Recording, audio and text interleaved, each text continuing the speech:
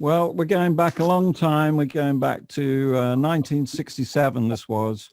And yeah, I left school at 15, was getting a bit fed up with school anyway.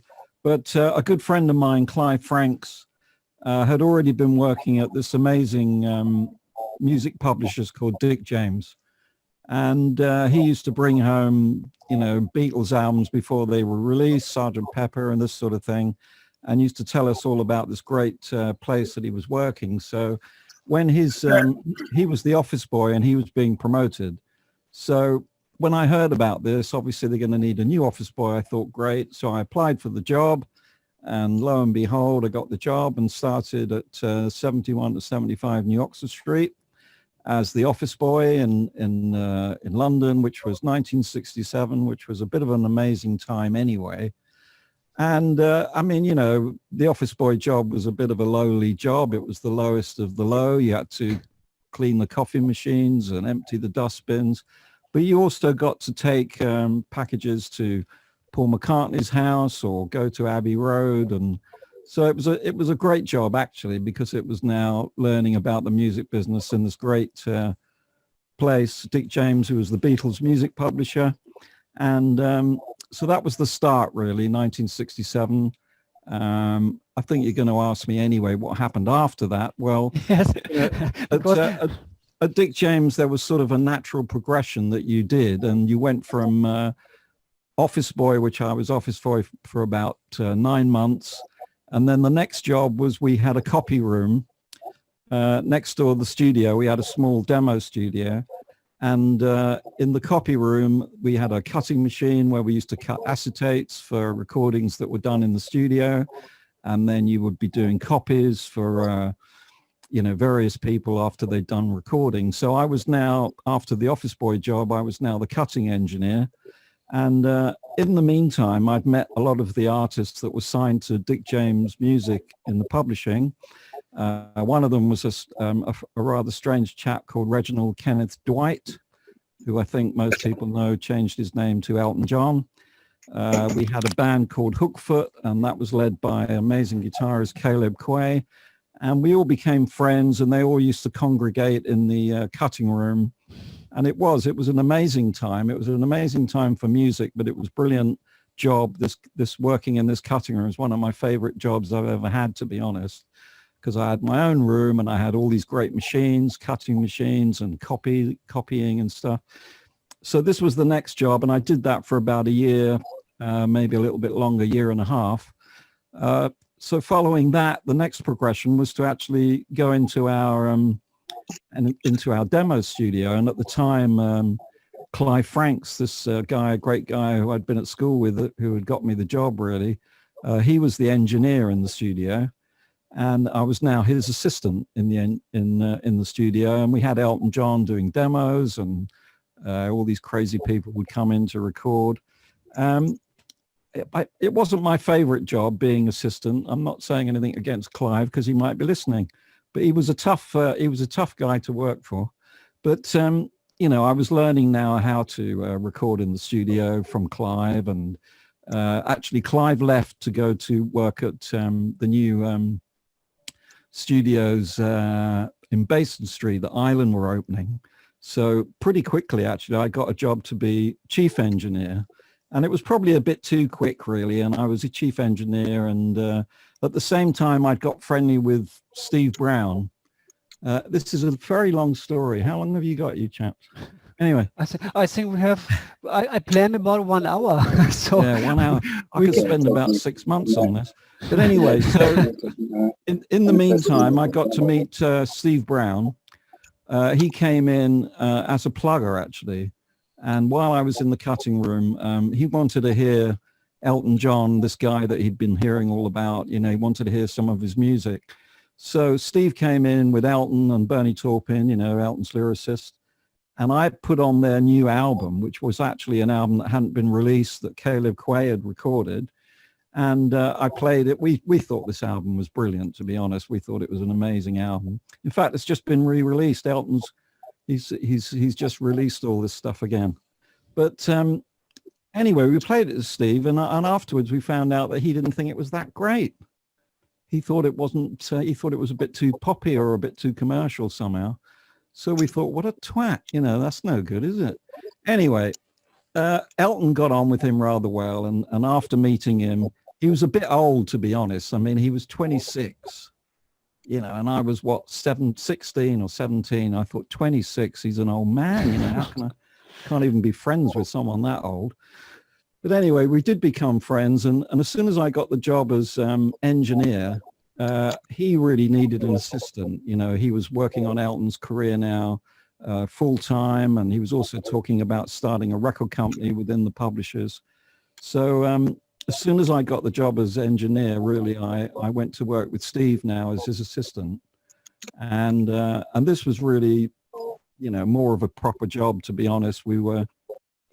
We started DJM, which was, you know, a record label. We had Elton John on the label, and now I was organizing press receptions and launches for the album, for the label. And we were, there's no doubt about it, we were concentrating on Elton's career. Steve Brown became Elton's producer, and we were releasing singles.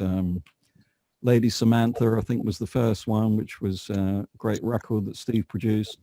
And we were really getting Elton on the road now to get him well known. And what was I now? I was only 17. I was maybe 17. Elton started going to America.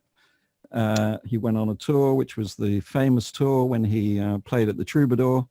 And when it came to the next tour, Steve didn't really want to go with, you know, he said, why don't, you know, Elton said, well, Stuart can come on this next tour. And it was actually a 3-month tour of America, which was quite a big tour. And I think he's gone now, but what's his name, who was here a bit earlier, knows all about that. But so at aged 18, you know, which is still pretty young, really, I met Elton, the band, and everyone else at Heathrow, and I'd never even been to America. And now I was going to America as Elton's assistant on a 3-month tour. So this was all and by the way, how was your first impression with Elton? Why can't I hear you now? You're talking very quietly. What was your first impression when you met Elton at the cutting room? Hang on, I'll turn you up a bit. Go on, try that.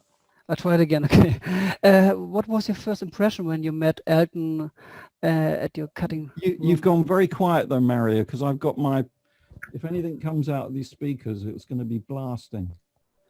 Try that now. I can try it again. No, can you hear me now? Better? Yeah, it's not bad. Okay. What was your first impression when you met Elton John? Well, I don't know what my very first impressions are. Yeah. Probably, who the hell is that? What a strange guy. But you know, he was he'd walk in the room wearing something ridiculous, a noddy shirt or a strange pair of boots or something. He was definitely outlandish. But to be honest, coming from North London to work in Soho and to work at this Dick James Music, almost everyone apart from, you know, from Dick James and the people that worked in the office were strange. I mean, we're talking about hippie days now. Everyone was smoking various strange substances and freaking out, you know, and beads and all this stuff. It was all you need is love time and all that. Yeah. So, you know, Elton didn't really look that out of place at the times. But I mean, what was different about him was when he sit down at the piano, which he did quite a bit, and would play me a couple of songs or play songs to one of the two of us. You know, this was a bit amazing, to be honest. And never had anyone in this close proximity playing me new songs that I'd never heard. And I thought he was a bit amazing, to be honest. And actually it put me off. I only wanted to be a singer-songwriter or be in a band, which I had been. But when I listened to Elton, I really thought that he was something special, and I wanted to work on his material and work on his career. So that was what set me off on a different direction, I suppose.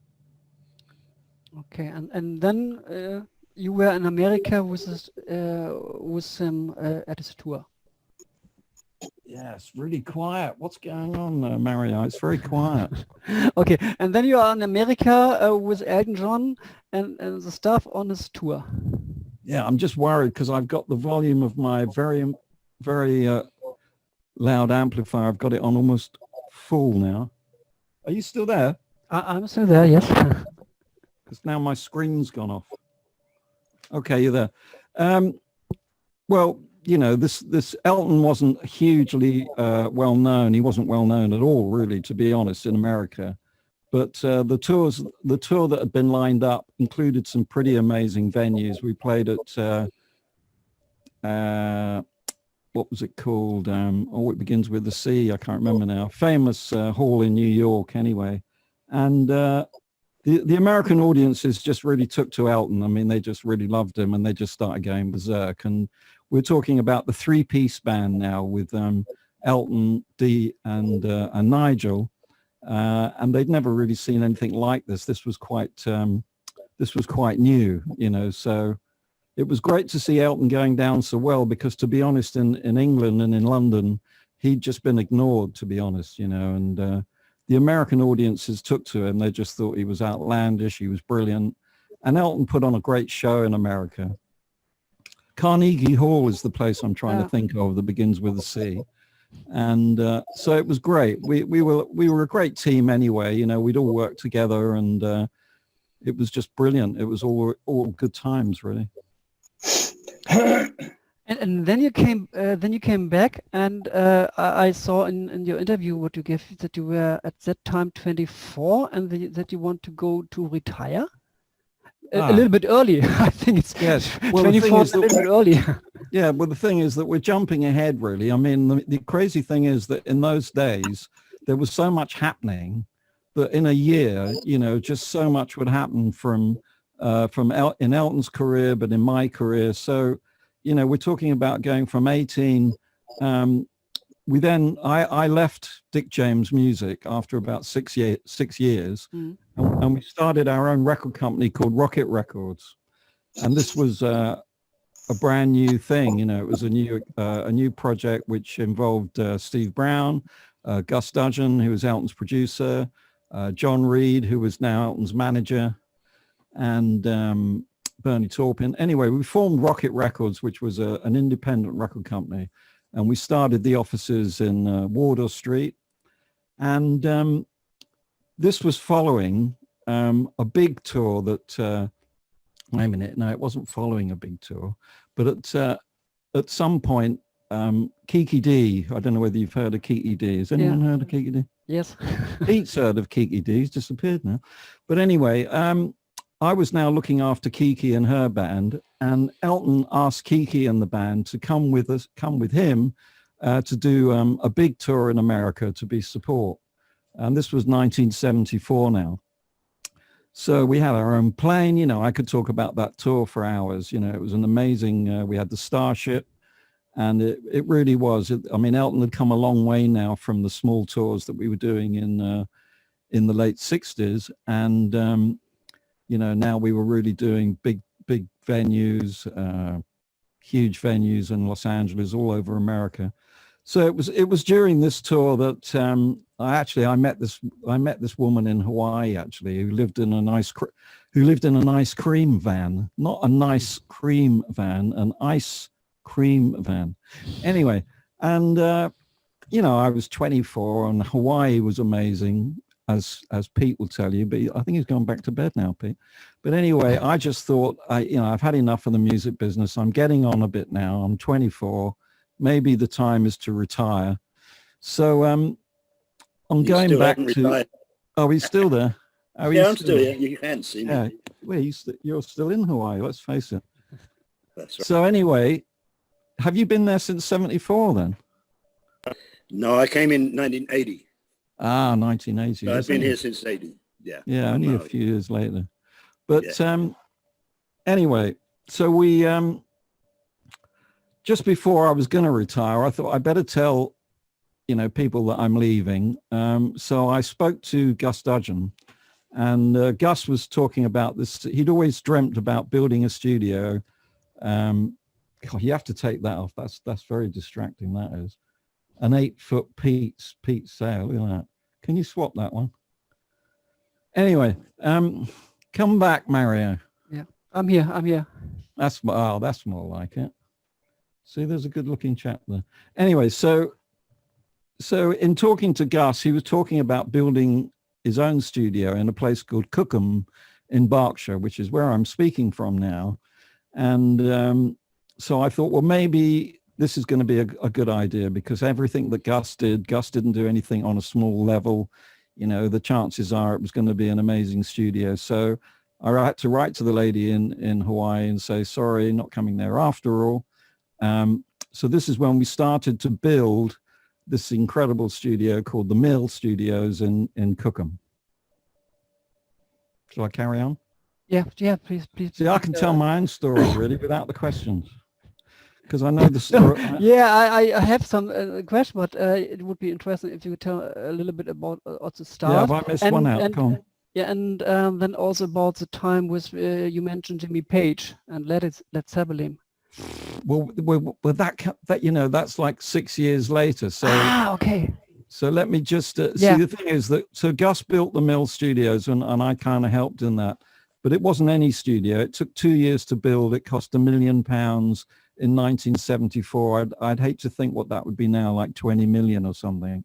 So Gus was very eccentric, and he always did everything to perfection, not just producing, but if he had a building, let alone a recording studio made, it was going to be an amazing one. So we were 2 years building this incredible studio, and by the time it was finished, I was really getting excited about working in a studio again, because I'd been touring, I'd been involved in management, you know, and I hadn't been in a studio or worked in a studio for many years.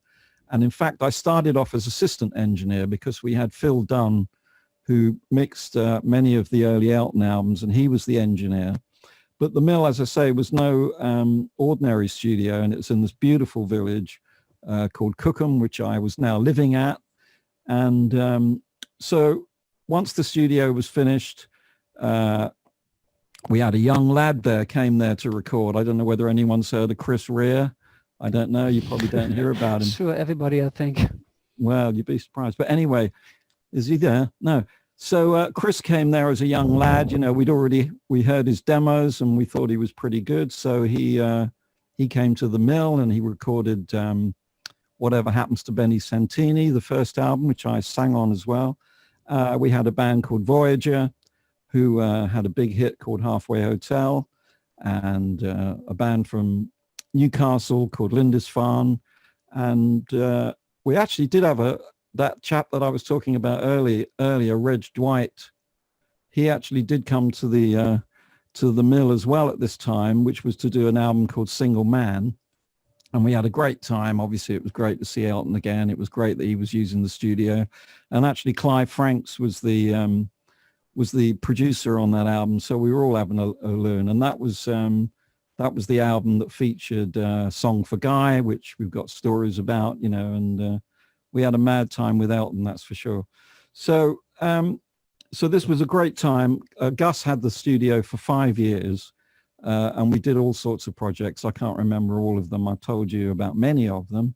Anyway, a time came that things happened and Gus had to sell the Mill. That's basically what happened in about 1979, I think, getting on for 1980. And so it just went on the market, to be honest. And we had all sorts of people coming down to look at it. And then we heard that a particularly well-known rock star was coming down to look at the Mill. He was very interested, but we weren't allowed to know who he is or what his name is. There was all this mysteries, arriving in a helicopter and all this stuff. Anyway, the door opens on one afternoon and in walks Jimmy Page, who was very shy, very quiet. We were in the middle of a rock album at the time with Gus. And lo and behold, he bought the studio. So he was happy to keep me on, which was nice, as now studio manager and engineer. And obviously I knew who Jimmy Page was, and I knew about the band Led Zeppelin, although I wasn't a huge fan. So I was getting ready because I figured that we're going to be doing the next Led Zeppelin album, so better tidy the place up or maybe untidy it. I don't know. But so this was the start of 5 years working for Jimmy Page at the Mill Studios, which was another amazing period really in my life.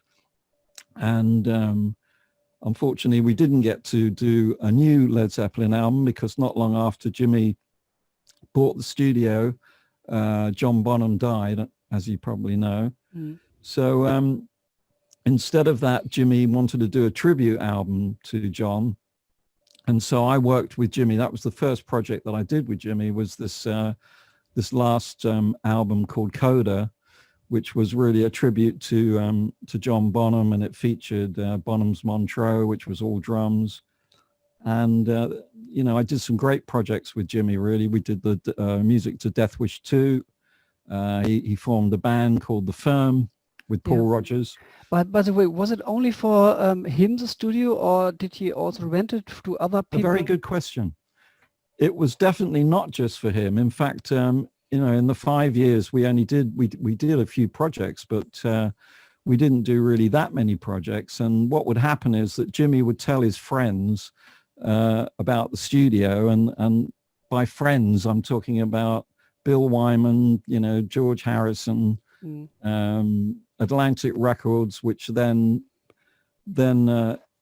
meant that we had Twisted Sister, we had Vandenberg, and you know, there was some Mick Fleetwood from Fleetwood Mac.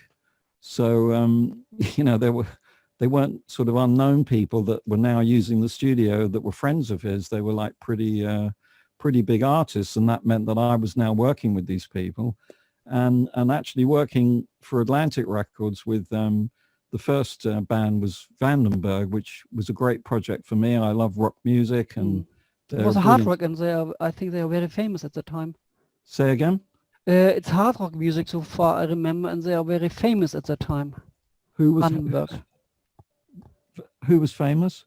Vandenberg, I think, for the hard rock part, a little bit. Well, he wasn't really that famous because he could have been, because he was actually asked to join Whitesnake at that time. Yeah. But he wanted his own band. So Vandenberg as a band weren't known at all until we recorded a song called Burning Heart, which then got in the top 5 in America, you know, and so they became quite a big band. Yeah, they became like a hit band.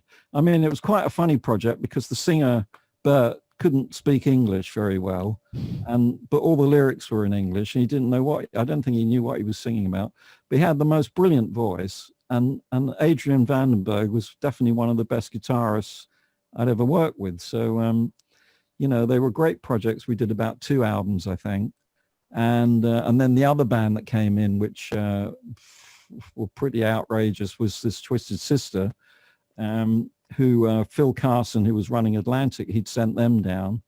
And then we had a big hit. I had a big hit as producer working with them. So yeah, they were great times. I mean, also amongst this time, Gus was in touch, and we actually did another album with Elton, which was Ice on Fire, which was a crazy project. You know, it went on far too long, really. It went on for about 3 months. And that was in the early 80s. That was about 83, 84, something like that. We did Nikita, you know, that was the big hit that was on that album. So they were, you know, they were great times, really. There were lots of great projects. Yeah, I could. And one of my favorite singers is, as you mentioned, was the firm Paul Rogers. Paul Rogers, yeah. Well, he had a brilliant voice. And how was he? He's still got it, I think. He's still there. I think, I don't know how old he is, nearly 70, but I saw sometimes last time good videos from him, and he looks brilliant and had a really nice voice still again. Absolutely. Well, I guess the first time I worked with him was when he came in to do The Firm. I think so, anyway. I'm not sure if I worked with him before that, because I also worked with Paul on his first solo album, which we did in his house. But I guess that was after I left the mill. So it probably was the first time was with The Firm. And the thing is that, you know, The Firm was this band that Jimmy had put together of Chris Slade and Tony, forgotten Tony's surname. Hope he's not listening. And and Paul Rogers on vocals, you know. And I pretty much set them up live in the studio, which was quite small at the mill. and I put a few screens around Paul, but most of those tracks from that album are recorded live, and the vocals are live, everything. There was a lot of the separation wasn't great, but Paul Rodgers is definitely the best singer, male singer I've ever worked with. I mean, Elton's got a great voice, Cliff Richard's got a great voice, but when it comes to rock singing, Paul Rodgers is the guy. He's just totally amazing. And the thing is that also he's a very live singer. So when he goes to do a song, he just does it from beginning to end. And he does it like a live performance, with the ad libs and everything else. And then I got to work with Paul again after the Mill with Kenny Jones when they had a band called The Law. How do I remember this stuff? I can't remember anything from today at all. But anyway, so we did, this great album with Kenny and Paul Rodgers. Do you know that album, Mario? No, to be honest, Law? not. Well, check it out, The Law. It's a brilliant band. They did two albums, and I did the first one. And we got Paul singing "You've Lost That Loving Feeling." We were. Am I getting that muddled up? Yeah, we did that on the Firm album. What am I talking about? But anyway, Paul Rodgers, absolutely not the easiest guy sometimes to work with. He had a bit of a temper, but you tried to make sure that nothing upset him. That's for sure. Did you have sometimes other problems with some of those superstars, where you have some funny stories in mind or something? Well, yeah, I mean, there are stories because along with their amazing talent, often comes a rather large ego. I mean, you've got to have a big ego to appear on stage, to think that you can perform in front of thousands, if not hundreds of thousands of people. So, working with Elton, he's another one that you didn't want to upset, because he had a bit of a temper, But and the thing is, though, I've told this story so many times that there's only 5 people listening anyway. Yeah, so, no, it's still the same. We have 11 is it thousands of people around the world? All right. Well, there might be people that haven't heard the story of when we were recording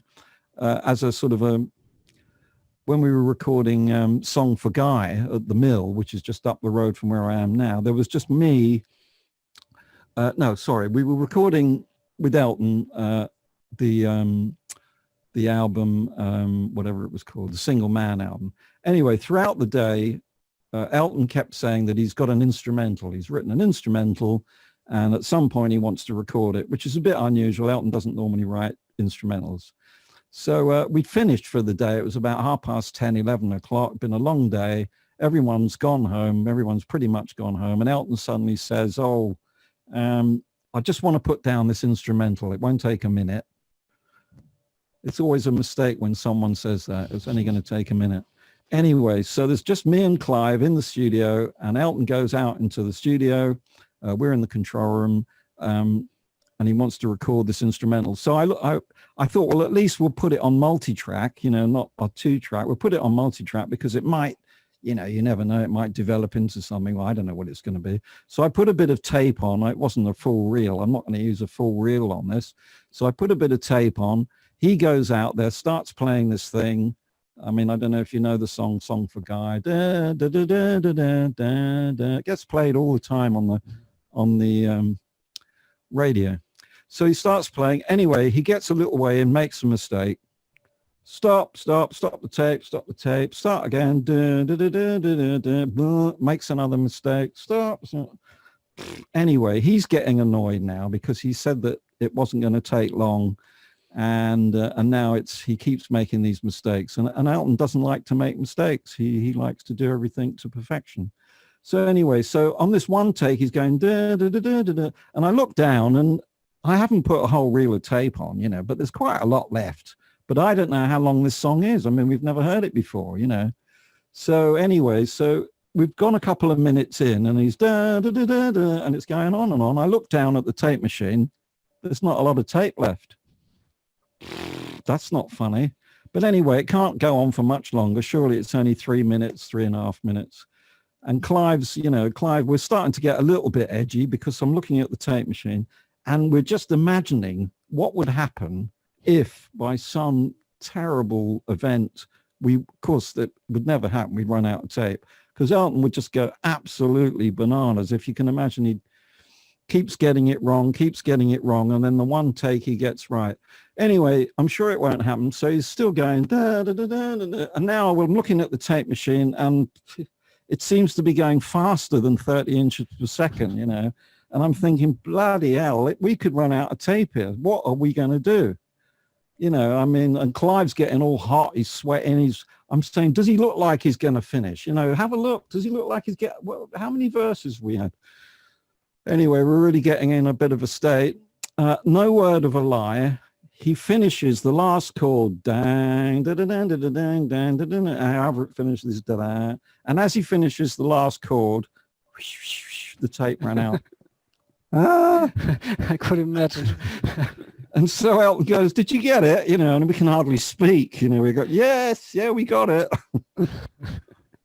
Anyway, so, but the thing is that it wasn't any sort of instrumental. It wasn't just any song. It became like a number one, I think. You know, it was like it became this huge hit. And after we put one piano on, he put on another piano and then some strings and this, that, and the other. And like I say, I don't know how many years ago Single Man was, but it must be 40 years ago or something. People are still playing it on the radio. But I mean, that's not really telling you, you know, it just shows you a little bit of how scared we were really to upset Elton, you know. And I've had that happen, you know, things happen in the studio. Stephen Stills, you know, Stephen Stills. Have you heard of Stephen Stills, Mary? But No. you have heard of Crosby, Stills and Nash. Yeah, sure. Well, that's the Stills Yeah, okay. from that band.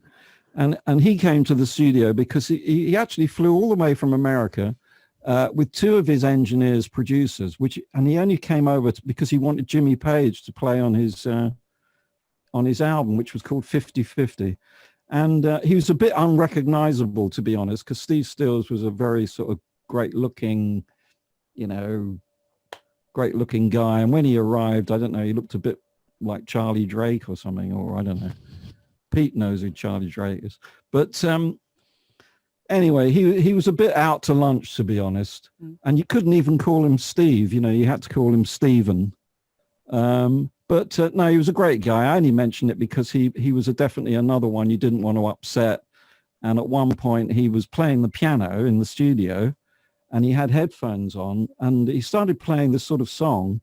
And I was worrying, thinking, I wonder if he thinks I'm recording this. You know, I didn't want him to get to the end and go, "Was that all right, Stuart?" And I say, "Well, I haven't recorded it. I'd be dead," you know. So yeah.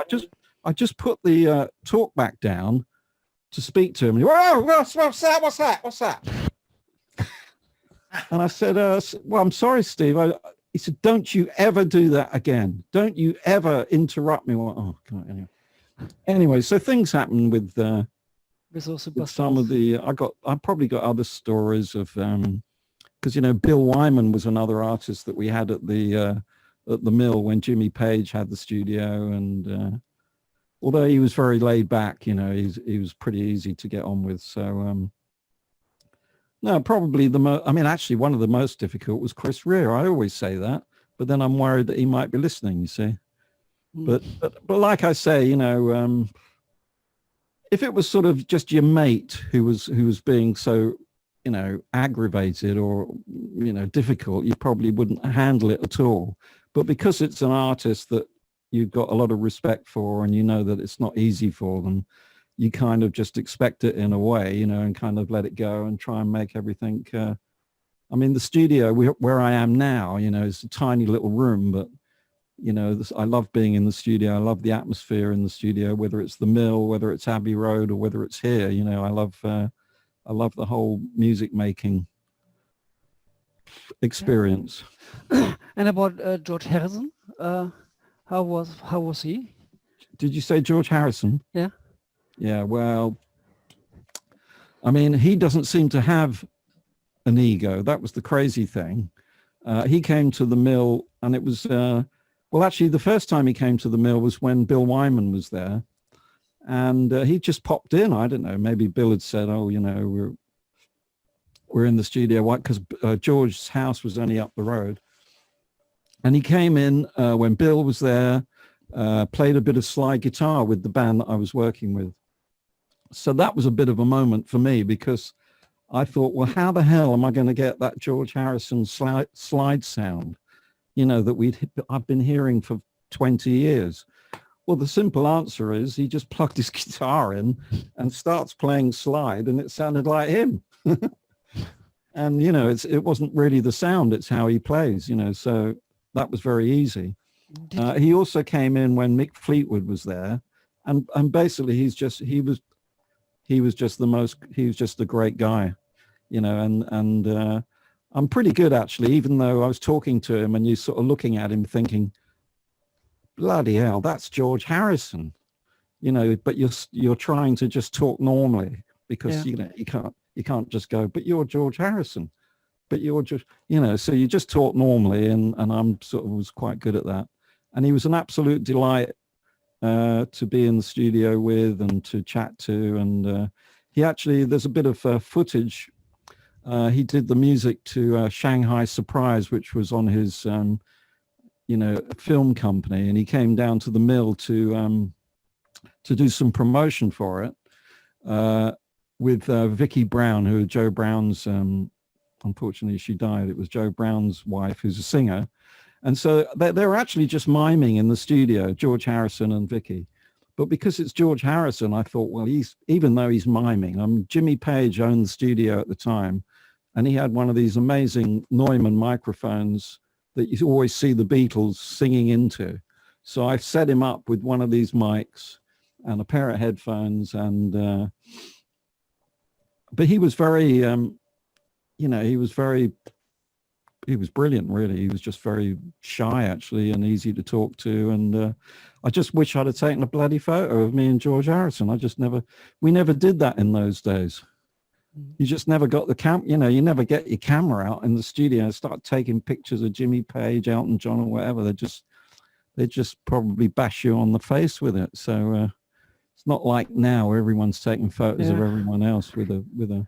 Everybody has an Instagram account, Facebook account, etc., and everybody's posting his meal. But I mean, there was one other occasion, because Bill Wyman was. We were doing a Rhythm Kings album, and Bill said, "Oh, it'd be great if we had some George Harrison slide on this."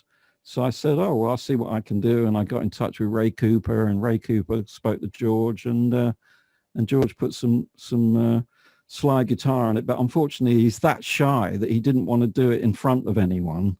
So he did it at his studio and then sent it in. I just wish he was still here. It's just bloody a drag that he's not with us anymore. By the way, did he make it with metal or with glass? Say it again? Did he make it with metal? Because I'm playing guitar a little bit. Did he make it with metal or with glass, the slide guitar? That's a very good question, and I'm afraid I can't answer that. No, sure. I couldn't tell you what underpants he was wearing either. Yeah. No, I see what you're saying. Yeah, because no, I haven't got a clue. He might have been playing it with a bottle top or a thimble, for all I know. But it definitely what it is when he starts playing, he's kind of his melody, which is all sort of in a way. Variations of it's his melodies and stuff that sets him out as George Harrison on the slide anyway. And I always thought it must be the sound, but it's really just the notes that he would play. Yeah.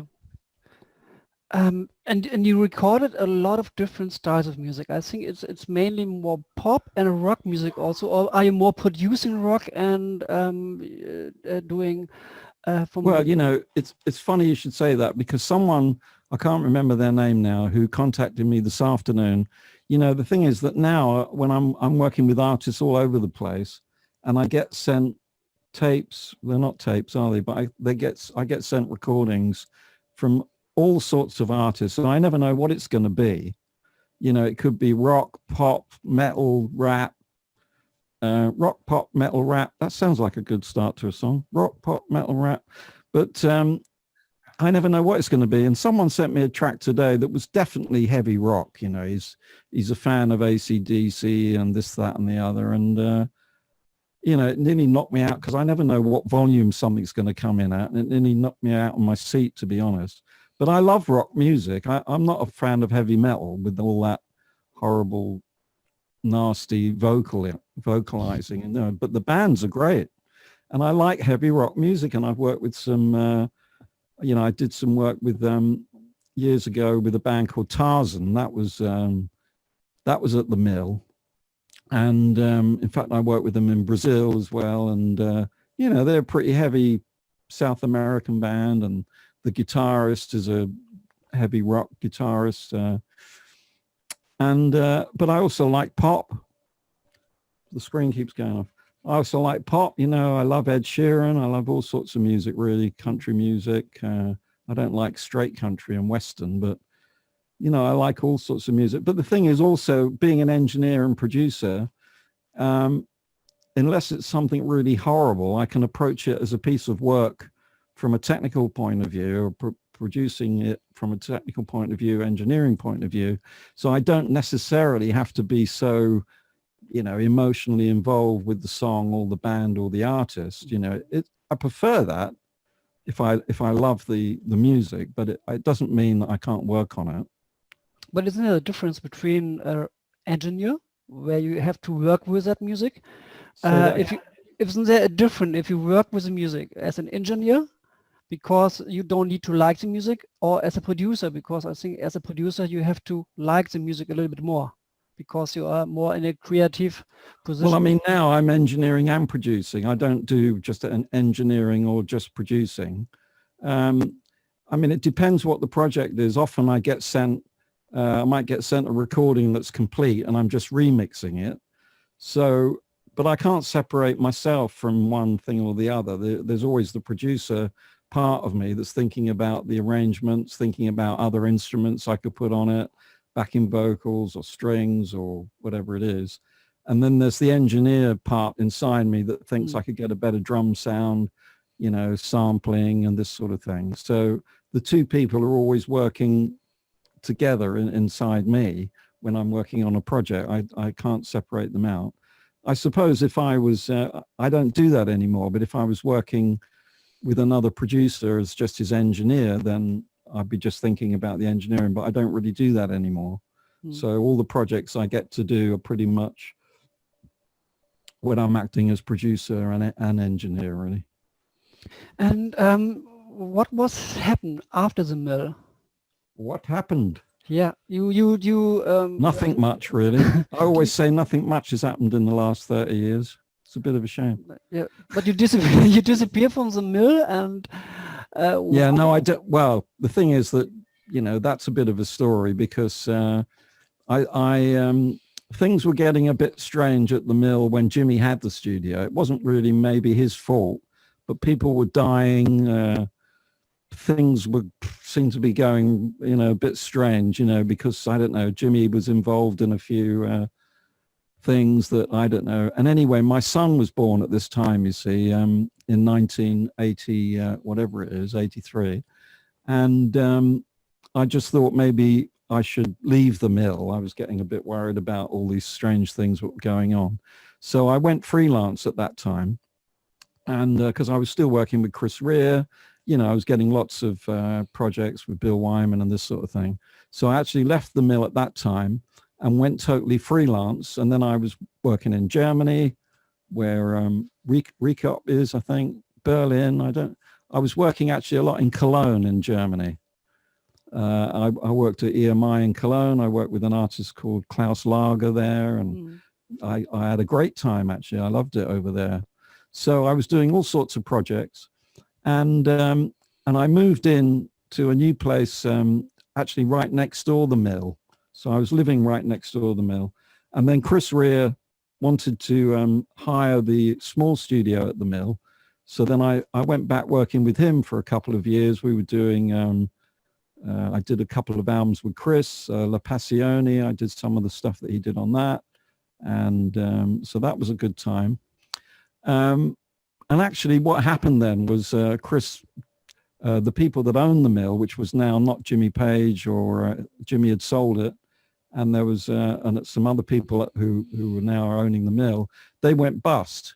and they said, oh, we've got to leave, you know, the liquidators are coming in. And, you know, I said to Chris, why don't you buy the mill, get your checkbook out? You know, how much money have you got on you? It can't be that much. And you are rich after all. Anyway, he said, no, I don't want to buy it. So the mill got sold. And Chris went off. He said, I'm going to France. He said, well, I said, well, I'm not going to France. I like it here in Cookham. So Chris went off to France. The mill got sold as a studio. They didn't want it as a studio, these people. So they sold all the equipment in the main house.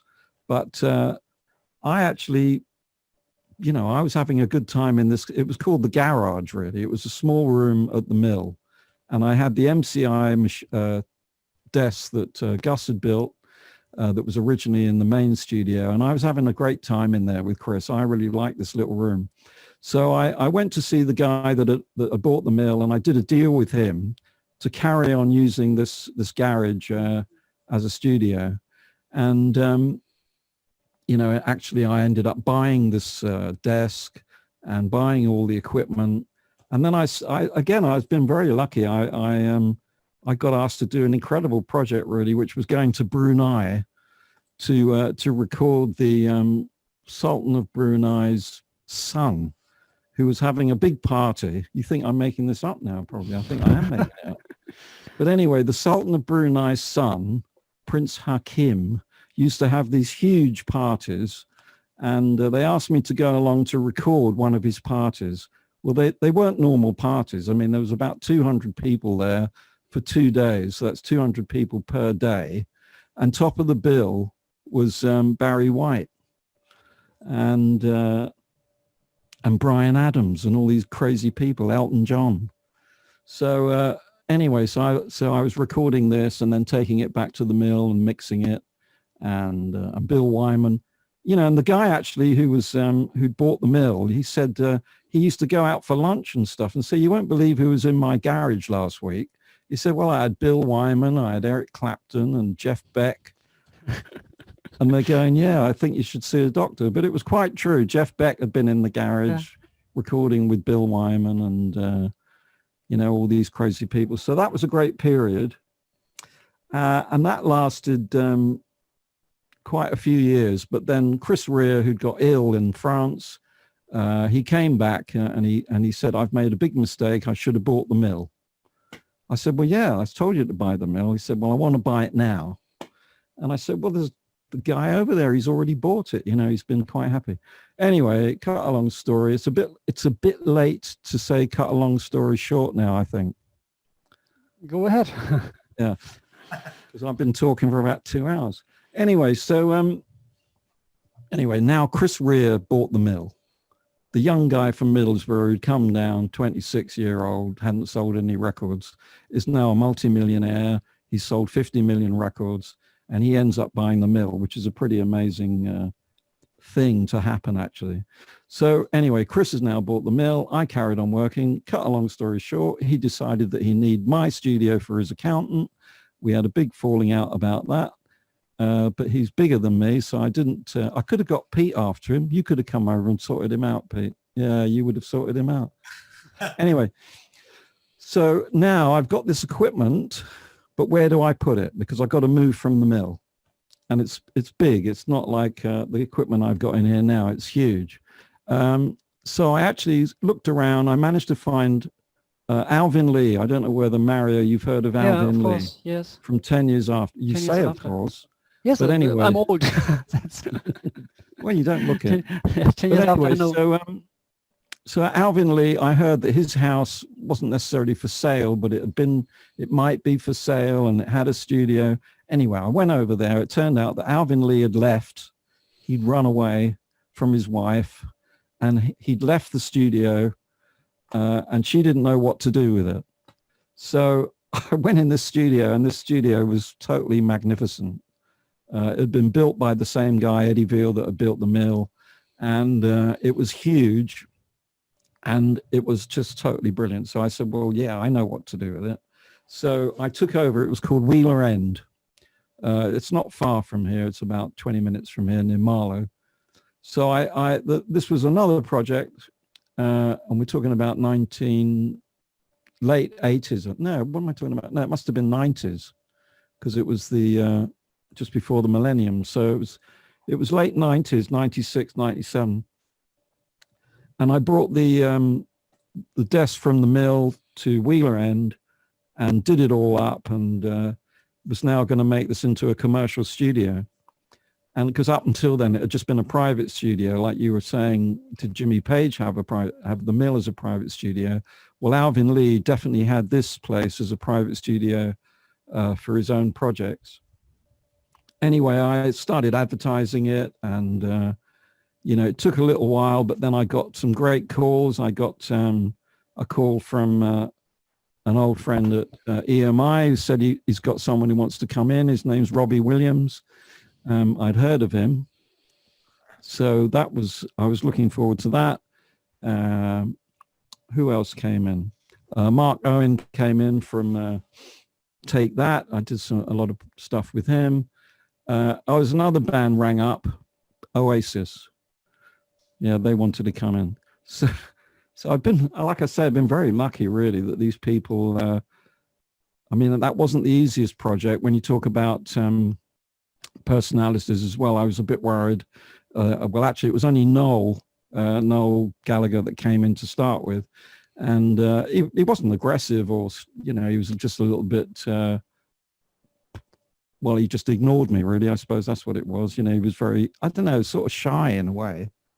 But he was extremely talented, and he brought every piece of equipment that I've ever seen in my life into my studio, every single amp I've ever seen, every single microphone I've ever seen, every single amp I've ever seen. The whole place was, he's got tons and tons of equipment. Anyway, it's a good story, because after a few days, he suddenly says, that's it, we're packing up, we're going home. He said, Liam's found out we're here, and he's going to come down and trash the place, is what he said. So I said, oh, that's nice. So he said, we better all pack up and go home. And I thought, well, that's a drag. They're supposed to be here for like 2 weeks, charging them a lot of money. Anyway, later on that day, door opens, in comes Liam Gallagher. I've never met before in my life. And he's in a great mood. He just walks in. He just goes, wow, what a great place. He said it looks like Jimi Hendrix's bedroom in here. And I asked him years later how he knew that, but he didn't, I don't know, he didn't really answer. But anyway, to be honest, he turned out to be a great guy.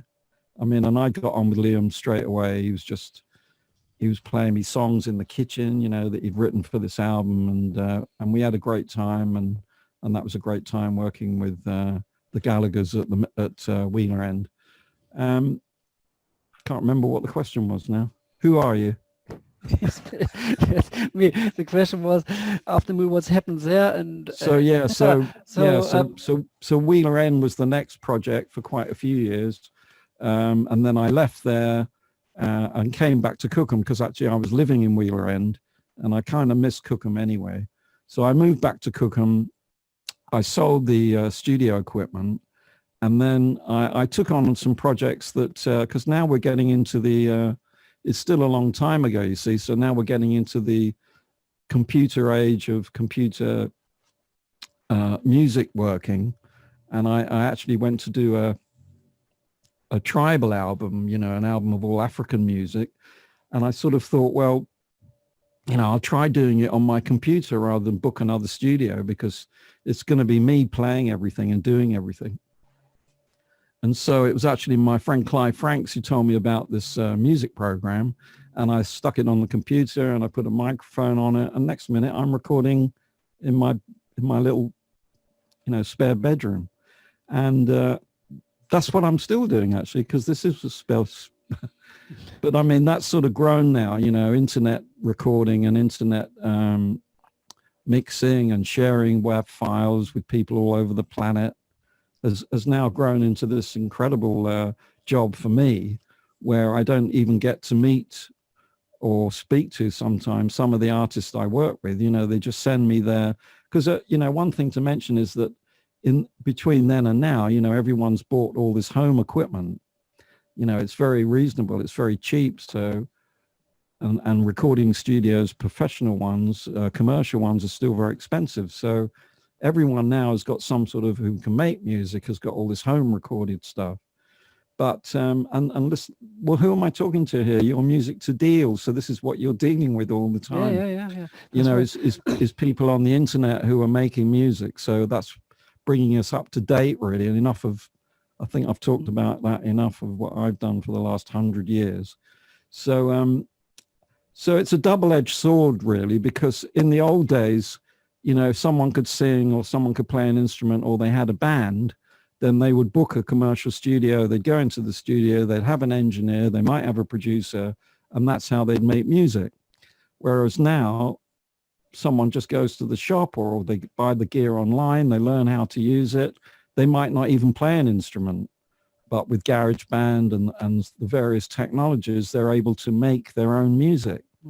And I say it's double-edged because obviously that is a great thing, but you know, recording for fun is okay, but when you're trying to do something that maybe you want to sell or you're trying to compare it with a professional recording, you know, it's not always that easy. So, which is lucky for me, because if everyone could do it at home, they wouldn't need me. But it still seems that recording isn't so difficult, but mixing and producing and arranging is still something that takes a little bit more experience to do. So, you know, so I often get artists sending me their home recordings, and then that's what I say I can do, is turn them into professional recordings by adding instruments, adding production, changing the sound, you know. So that's what I'm doing with maybe 15 artists at a time every day.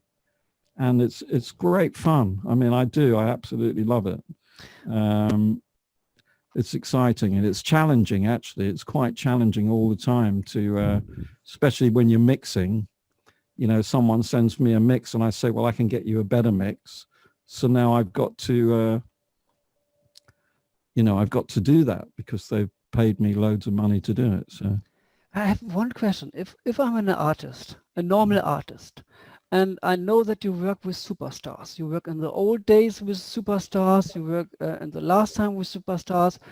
I would imagine, hey, if I come to you and you like that you produce my album, my songs, or engineer my songs, I would be, to be honest, I would be a little bit shy because you work with those superstars, and could a normal band or a normal artist contact you? And isn't there a kind of border to contact you because you work with all those superstars? yeah, but you say that, you see, but they weren't necessarily superstars. I mean, Elton was unknown. Elton John was totally unknown when I met him. He was no superstar. In fact, the word superstar hadn't been invented yet. You know, and when we were at Dick James, there were no superstars. There were just musicians and people making music.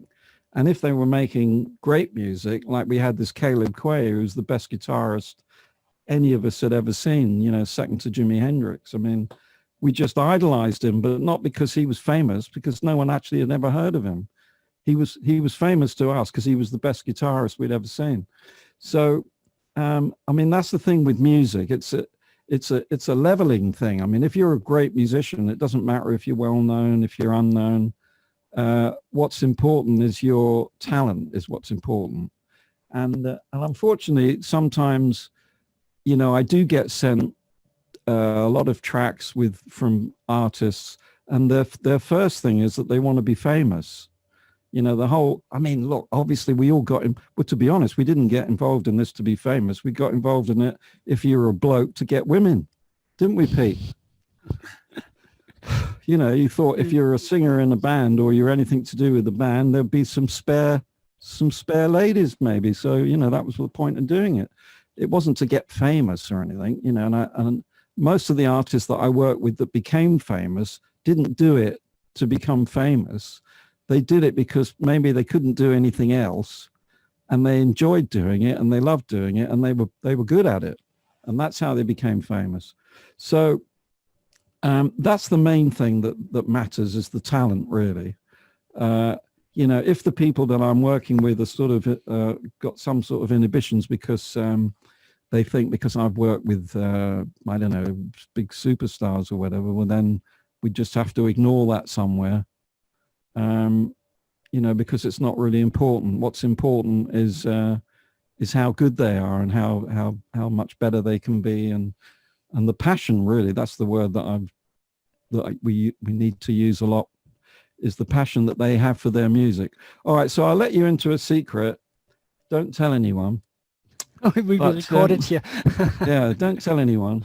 But whenever I get sent a track or an artist and it's brilliant, and I think, wow, this is something else, there's always a catch.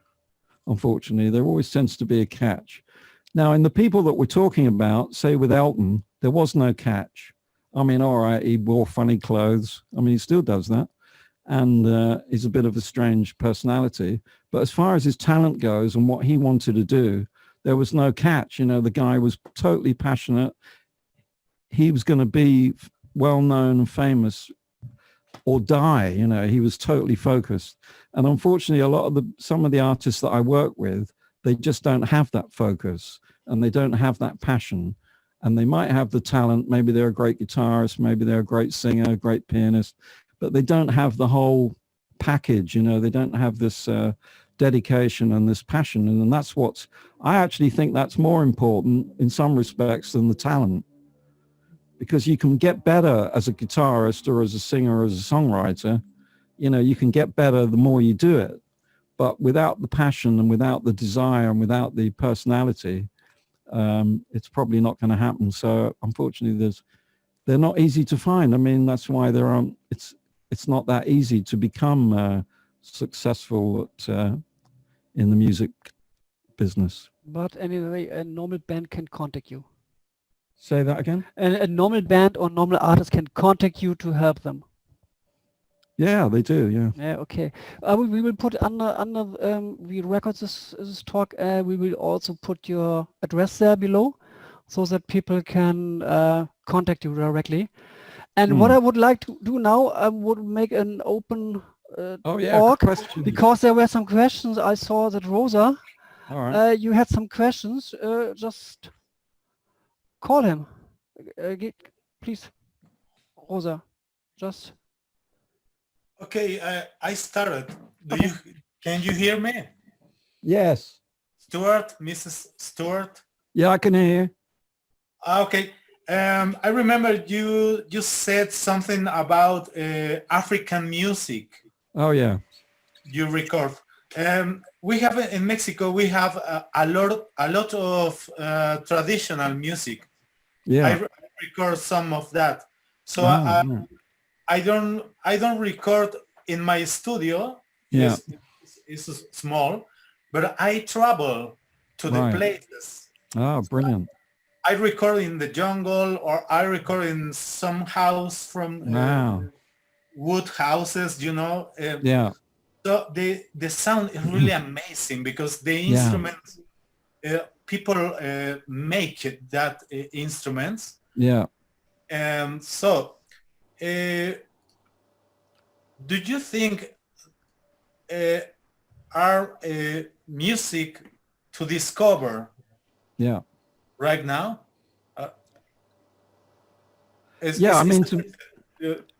To be honest, I the tribal project that I was given to do was in what it was they were filming a tribe who, like, you can't even, you know, you have to walk 4 days before you find them. And they were called the Sumer tribe of Ethiopia. And they were a pretty fierce bunch. They did all this stick fighting. And they were kind of fierce, but amazing looking people. Anyway, the film was that they sent 2 young kids who were musicians to live with this tribe, and to bring them, you know, to show them a bit of Western music. And my task was to mix their tribal music with more rock music, if you like. I mean, it's out there. It's on the internet somewhere. It's the Suma tribe, S-U-M-A. And the thing is that the funny thing is that they didn't play any drums. They didn't bang any instruments. They just chanted. It was all chants. All right. And singing, you know, and they didn't actually play drums. So I added all the drums to their chants. And it's one of it, to be honest, it's probably the best project I've ever done. Wow. I mean, I absolutely, because I love all that, you know, African chanting. And in fact, I did work with, I don't know if it wasn't, it was another project, but it wasn't, I don't think it was in Mexico, but it wasn't in, but it was another tribe. I think it was in the rainforest. Where's that? Brazil or somewhere. Yeah, it was the Brazilian rainforest. And it was another tribe. And again, they, well, actually, they played very, you know, it's just like those thumb pianos and instruments that they'd made. But the main thing was the singing, really. And but what I loved to do was to take their music and add to it in much the same way as that I do with any band, really, and any artist, and mix it all up and make it sound like something different. So if you want me to listen to it, send it to me. Yes, of course. I'd love to hear it, what you're doing. Absolutely, yeah. Wow. Wasn't Send it to me on my email address. It's stuartepps@talk21.com. Okay. Have you got that? Yeah. Okay, I point there with Mario. Yeah. I can give it to you. First I mean, Mario. Yes. the only time I went to Mexico, I went to a place called Agua Caliente. Oh, yes. Aqua Caliente. Agua Yeah. Calientes. Yeah, I had a great, wow. It wasn't to do any music. It was just, we drove there. I drove there with this friend from Los Angeles, you know, and we went through Tijuana, and it's a long time ago. It's maybe 45 years ago. Oh, wow. And then we just stayed by this, where the hot springs are. All right. And I had a Super. great time there. It was great. It was all good. Super. Yeah. I sent you something. Okay. Yeah, send it to me. Absolutely. I think Oh, Rosa thank has you. a question. I think Rosa, you want to talk something? Yes. Oh, hi, Stuart. I've got quite a few questions, but I'll be Hiya. brief. So I was just wondering, you know, this industry can be really challenging at times, especially Absolutely. right now with COVID-19, and it's very unstable for some people. So I was wondering if you can share any setbacks or difficult times, and how you overcame these times, and if you have any advice for musicians in general. Yeah. Well, I mean, the crazy thing is that, you know, how awful this COVID thing is, absolutely. But a lot of the artists that I work with are making music in their spare time, you know, and they, especially in America, and they've got normal jobs. Well, because the job's not there anymore, they've actually got more time to spend on their music and on their hobby. So if anything, I've been getting more work since this terrible disease has hit us. And I mean, and it hasn't really affected me. It's affected me, people getting the disease and everything else. But work-wise, it hasn't really affected me. If anything, I've got more work. And I mean, the thing is that making music, as I was saying, you know, a lot of people have got their own home studios. So, you know, it's generally something that people do on their own now, in their own rooms. You know, bands don't get together so much now. There aren't even that many bands. So it's usually insular. It's like a more insular situation anyway. So I wouldn't have thought that people who are making music, it would affect them in that respect. You know, if anything, like I say, people who didn't have the time to spend on music because they had to follow their work, you know, maybe now they've got more time to spend. Is that what? So Rosa, that's not Rosa, is it? You haven't got a beard, have you? No. No. So, Yeah, I mean, that's great. That's great insight. I was just wondering if you can share any advice. What's the best advice that you have? well, what is it you do, Rosa? What is it you... Okay, I do sponsorship. So I create partnerships between brands and musicians. Ah, right, good. Okay. So, well, my advice is to carry on doing it. You know, obviously to make music, and to if they need help, you know, I'm here to help. That's the thing. You know, I listen to via Music to Deal and via Music X-Ray, and various people get in touch with me. I'm all over the place on the internet, and if anyone wants to send me their music to listen to help them with arranging or producing or recording or whatever it is, I'm here to do that. I don't, like I say, I don't. It's not really a it hasn't had any effect on me in my work. I'm very lucky, extremely lucky for that, because obviously there's people across the world who have, their businesses have just completely ground to a halt, hotels, and I've got friends who are, you know, Kiki D and my friend Paul, who's an Elton John tribute artist. They had their whole, you know, they had their whole diary full for the whole year with gigs. And obviously that means money to them, and they just had them all cancelled. So the whole live industry, whole live music industry has ground to a halt, which is devastating. It's totally devastating. So, I mean, I don't know what to say to those people. I mean, I just hope that it looks like it will come to an end in early next year. So we'll hope that we get back to normal soon. And, you know, the thing is that with any luck, because we've been without these things for so long, you know, there'll be more live music than ever, and it'll be like starting over, to quote John Lennon. See, I was asking you about challenging times because obviously there has been a trend. Now everyone can set up a little recording studio at home. There's a lot of amazing software. And so there's a lot of studios closing down, or there have been some iconic studios closing down in London. Yeah, I remember, I can't remember the name, but the ones in Primrose Hill that I used to go to a lot. I'm not sure what that's called. But so I was just wondering if you could share, I mean, if you have any observations about, you know, what's happened to studios, and if you see parallel. I mean, you know, it's a bit two-edged sword. I don't know why I keep using that expression. But the thing is that I am sad that all these studios have closed down.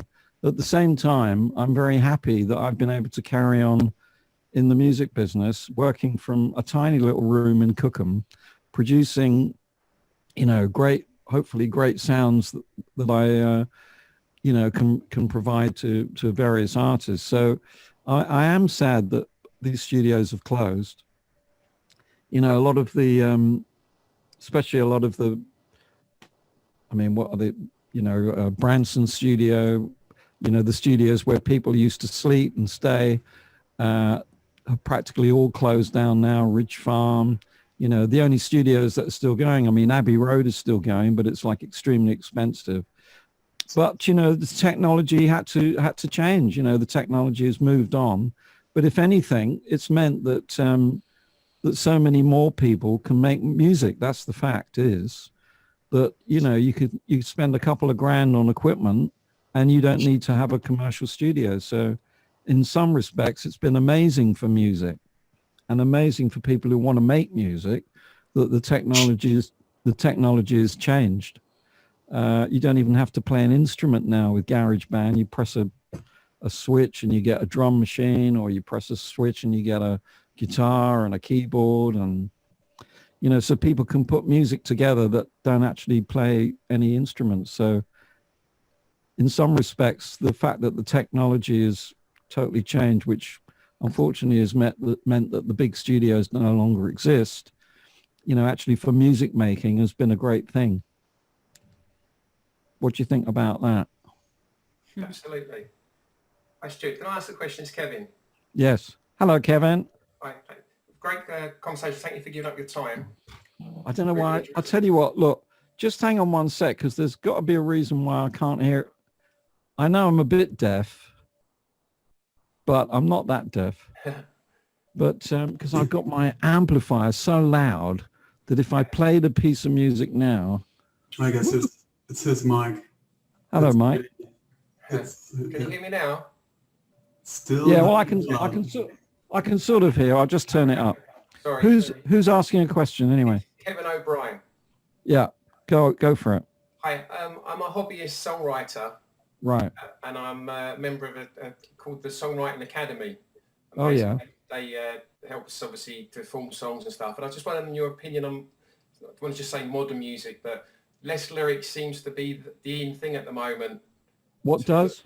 Less lyrics, 2 verses and 1 chorus. Oh, right. Get out there. And I was just wondering, obviously from a lyricist point of view, that's a bit restricting for me. I just wondered if you agree with that at the moment. So do you only write lyrics then, or do you write the music as well? I tried to put a few chords to them, but that's about as basic as I get. So. And so how do you how do these songs materialize then? Who records? I am one of the people you was talking about. I have got GarageBand. Oh, so, right.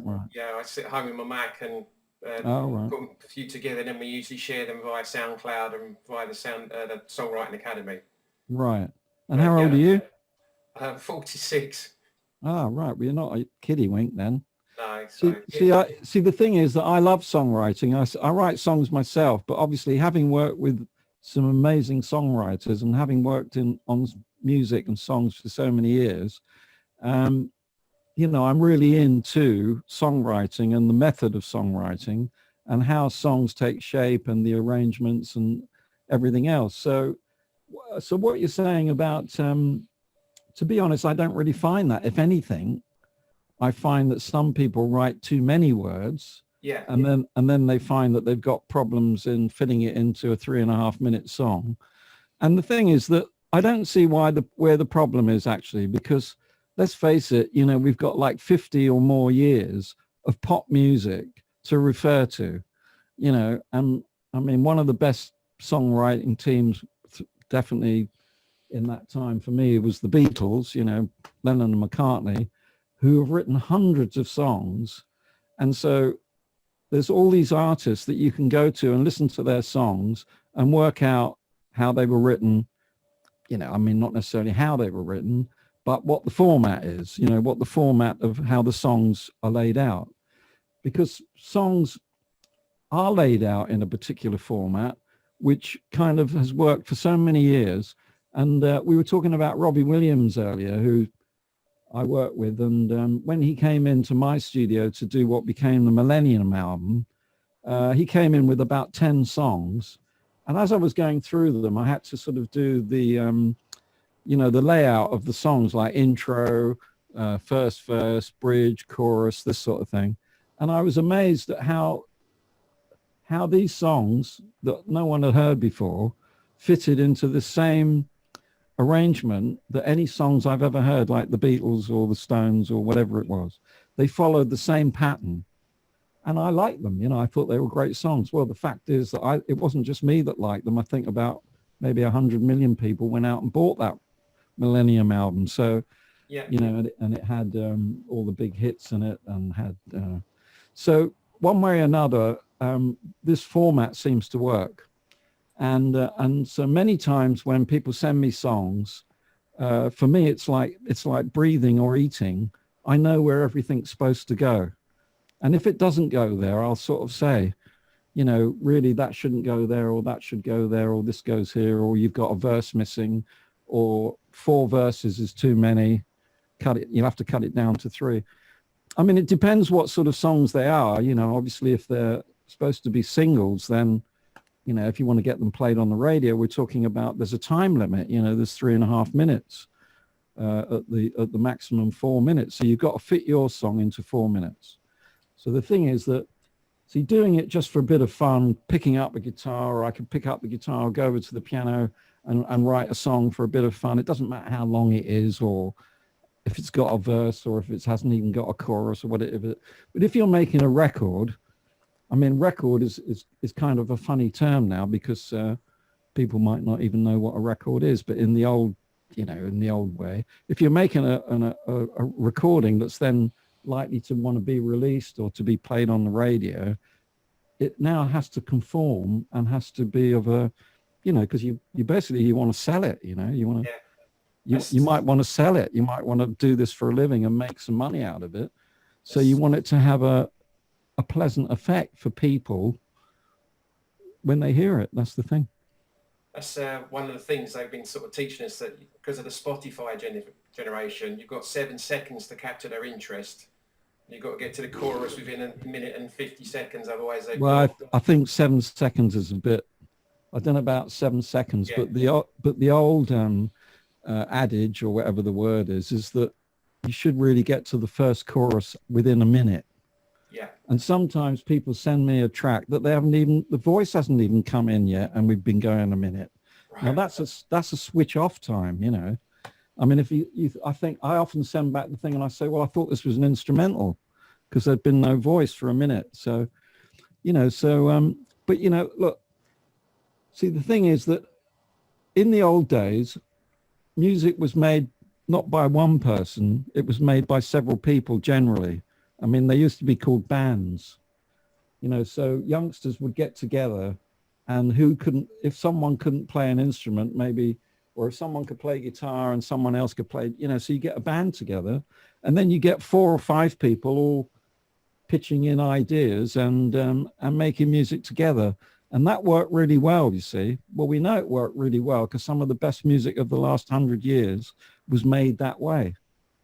And not so much, you know, not so much music has been made by one person.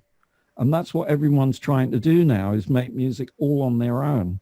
And you see what you've just described is, I think that's a bit sad, really, because, you know, you've got your talent, which is writing words, you know, which, you know, there's a chap called Bernie Taupin. I don't know whether you've heard of him. Absolutely, yeah. He did quite well out of just writing words. Yeah. And like, you see, Elton John could write words, but he wasn't very good at it. So he got someone else to write the words, but that wasn't unknown. You know, often people would do, if I can't do it, I get someone else to do it. I still do that now. If I can't, you know, I'm working on a track and I think this could do with some great guitar, I'll ring up a great guitarist. Or if I think, you know, it needs, whatever it needs is what you would do to make that happen. And, you know, I think people get really upset with themselves because they think, well, why can't I do that? I should be able to do this. I should be able to do that. I should be able to do this. And that's a bit upsetting, really, because there's nothing wrong with just being the best lyricist or the best keyboard player or the best singer. You know, Mario was talking about Paul Rodgers, who is probably one of the best singers, but you know, he'll sing anything. He didn't have to write the song. He doesn't have to play the guitar or the piano or the drums. He was quite happy just to sing, but to be the best at it, you know. So anyway, send me one of your songs and I'll try and tell you what I think. Thank you. That'd be brilliant. I mean, I'm a judge on the UK songwriting, contest, and so I get involved in. But I love songwriting, and I love getting into people's songwriting, and the thing is that I don't have to do everything on a project. If I just help even with the editing, you know, it might be.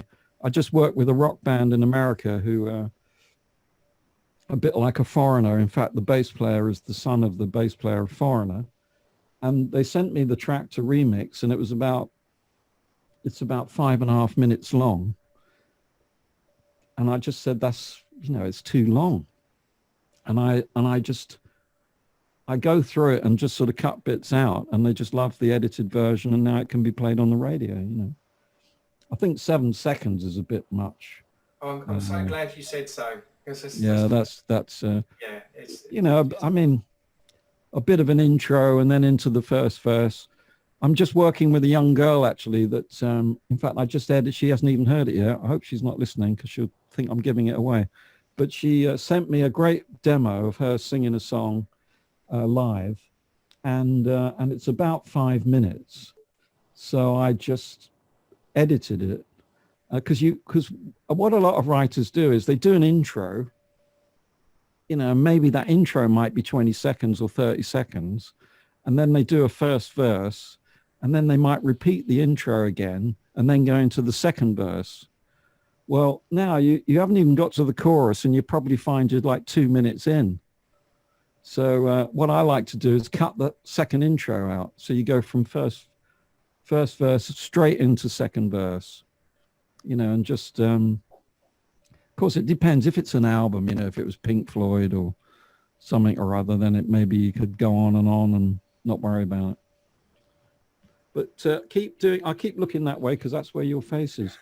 But I should be looking in that way. Brilliant. Thank you very much. That's really great. All right, good. Send me the stuff.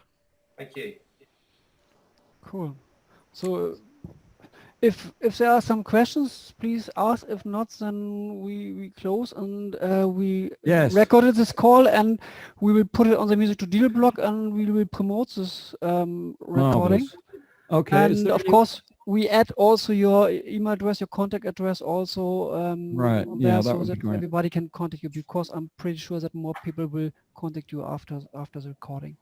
Good stuff. Is there anyone wants to ask any? I think Rico had a question, didn't you? No, I was just saying it's a good thing that we can contact you, because I also have got some stuff. Yeah. I have a project currently. Michael Crawford is texting for me, so Right. yeah, would be really nice to get some help. Okay. Well, Really would be great. send me an email. Absolutely.